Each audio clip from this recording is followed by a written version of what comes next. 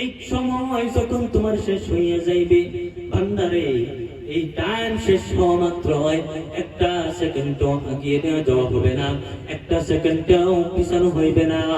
বান্দারে, এই সময় শেষ হওয়া মাত্র আমি আল্লাহ রব্বুল আলামিনের হুকুমে তোমার জীবনটা বাইর হইয়া যাইবে। মুসলমানি বান্দা, কোরআনে কারীম আপনি হাতে নেবেন, কোরআনে কারীম যখন আপনি পড়তে শুরু করে দিবেন, দেখবেন আমার আল্লাহ রব্বুল আলামিন কোরআনে কারীমের ভিতরে আমার আল্লাহ রব্বুল আলামিন বলেন, ফাইদা জাআম আজালুকুম লা ইস্তাখিরুনা সাআতাও ওয়া লা ইস্তাকদিমুন। আল্লাহু আকবার বলেন, আর জোরে বলেন আল্লাহু আকবার।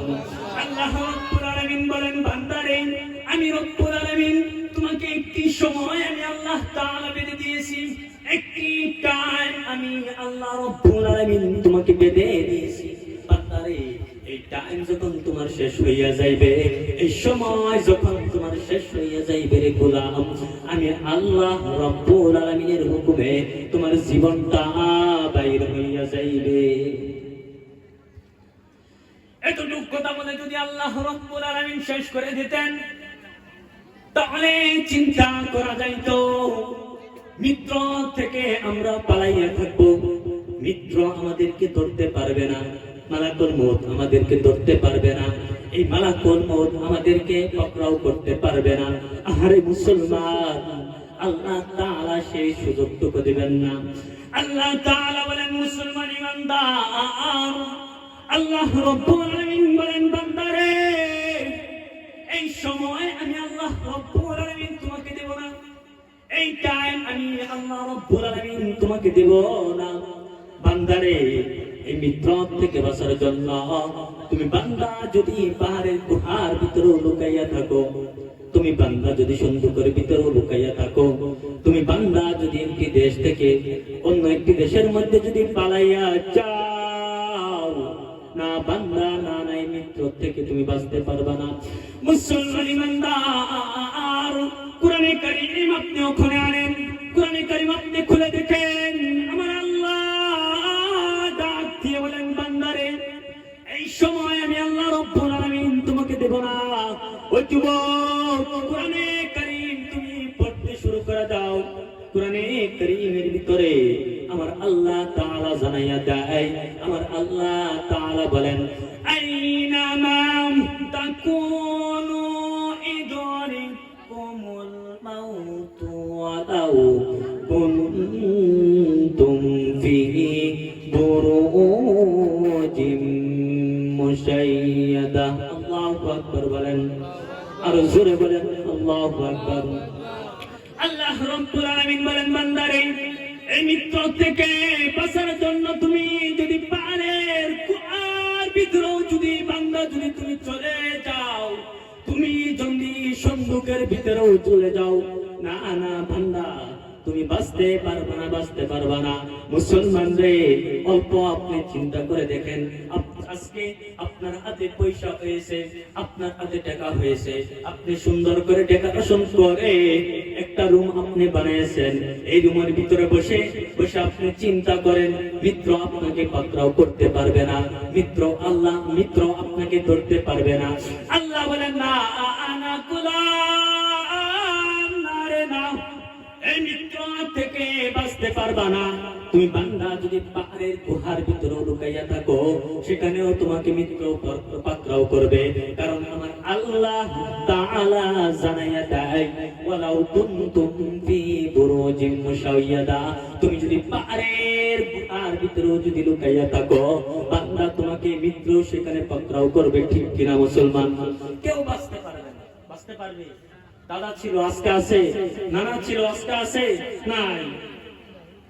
এইভাবে আপনাকে আমাকে অনেকে যাইতে হবে। জিনা ভাই, এই মৃত্যুর পরে আবার আল্লাহ তাবারক ওয়া তাআলা আমাদেরকে জীবিত করবেন। ঠিক কিনা? জীবিত করবেন না ভাই? অবশ্যই জীবিত করবেন। এই কথা আমাদের বিশ্বাস আছে। কার কার বিশ্বাস নেই হাত উঠিয়ে দেখায়। বিশ্বাস নাই কার কার? কারো বলে বিশ্বাস নেই। দেখছেন নিউজের অবস্থা মুসলমানের। এই যে দেখেন বিশ্বাস নাই কার কার আমি বলেছি আতাঙ্গায় বুঝতে পারছেন আল্লাহ তাআলা বুঝার তৌফিক দান করুন তারা বুঝতে পারে নাই জি আল্লাহ তাআলা বলেন বান্দা আমি তোমাকে মৃত্যু করে আবার তোমাকে আমি জীবিত করবে আবার আমি তোমাকে জীবিত করব আমার ভাইরা আমার বন্ধুগণ হযরত ইব্রাহিম আলাইহিস সালাতু ওয়াস সালাম আমাদের কি হয় আমাদের পিতা হয় না জি হযরত ইব্রাহিম আলাইহিস সালাতু ওয়াস সালাম আল্লাহ তাবারক ওয়া তাআলা কে জিজ্ঞাসা করলেন রব্বে করিম আপনি মানুষদেরকে আপনি মিত্র দেন আবার আপনি মানুষদেরকে জীবিত করবেন ও রব্বে করিম আপনি কিভাবে জীবিত করবেন আমার ভাইরা এই সময়ের মধ্যে আল্লাহ তাবারক ওয়া তাআলা হযরত ইব্রাহিম আলাইহিস সালাতু ওয়াস সালাম কে জিজ্ঞাসা করেছিলেন ও আমার খলিল আপনার কি এই কথাটা বিশ্বাস হয় না আপনার কি এই কথা ইয়াকিন হয় না ইব্রাহিম আলাইহিস সালাতু ওয়াস সালাম বললেন নবীজি ডাক দিয়ে বললেন আল্লাহ গো ও রব্বে করিম এই কথা আমার বিশ্বাস হয় কিন্তু রব্বে করিম এই কথাটা আমার দিলকে আমি তামান্না দেওয়ার জন্য আমার অন্তরকে আমি শান্তি করার জন্য আপনাকে জিজ্ঞাসা করেছিলি এই কথাটুকু আপনি কোথায় পাবেন মুসলিম শরীফের ভিতরে আমার ভাইরা আজকে যখন আমি মুসলিম শরীফ পড়াইলাম এই হাদিসটুকু আমি পড়াই আসলাম তারপরে ইব্রাহিম আলাইহিস সালাম জিজ্ঞাসা করলেন যে রব্বে করিম আপনি আমাদেরকে আবার জীবিত করবেন কিভাবে এই কথাটুকু এই হাদিসের মধ্যে বর্ণনা করা হয়েছে কিন্তু মুসলমান কোরআনে কারীম যখন আপনি হাতে নেবেন কোরআনে কারীমের ভিতরে আল্লাহ তাআলা যে জবাবটুকু ইব্রাহিম আলাইহিস সালামকে দিয়েছিলেন আল্লাহ তাআলা কোরআনে কারীমের ভিতরে তুলে ধরলেন আল্লাহ তাআলা বললেন ও আমার খলিল ও আমার নবী জান জান জান নবী গো ও নবী আপনি চারটা পাখি ধরেন এই চারটা পাখি ধরে আপনি এই পাখিগুলোকে আপনি জব করেন আর এই পাখিগুলোকে জব করে একসাথে মাংসগুলো আপনি একসাথে করেন এই মাংসগুলো একসাথে করে নবী গো আপনি একটি পাহাড়ের মধ্যে রেখে আসেন এই সমস্ত পাখিগুলো ইব্রাহিম আলাইহিস সালাতু ওয়াস সালাম জবাই করে তার গোশতগুলো একসাথে করে পাহাড়ের মধ্যে গিয়ে যখন রেখে আসলেন আমার ভাইরা তারপরে কি করলেন আল্লাহ তাআলা ইব্রাহিম আলাইহিস সালাতু ওয়াস সালামকে হুকুম দিলেন নবী গো আপনি এই পাখিগুলোকে আপনি একটি একটি করে নাম ধরে ডাক দিবেন এই পাখিগুলো আপনার কাছে চলে আসবে ইব্রাহিম আলাইহিস সালাতু ওয়াস সালাম কি করলেন এই পাখিগুলোকে যখন নিচ থেকে একটা একটা করে যখন ডাক দিলেন ও মুসলমান যুবক এই পাখিগুলো ইব্রাহিম আলাইহিস সালাতু ওয়াস সালামের কাছে এসে গেল আমার ভাইরা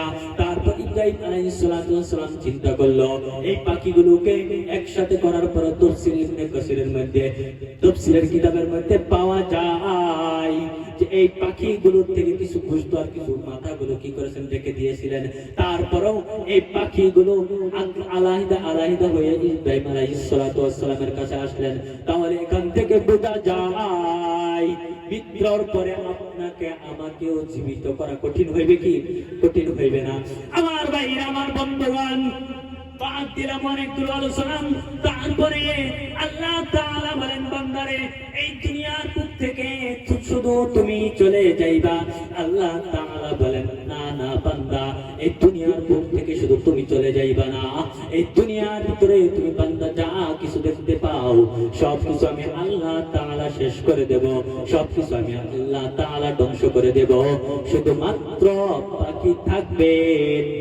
আপনার আমার রব ওনার নাম কি কথা বলেন কথা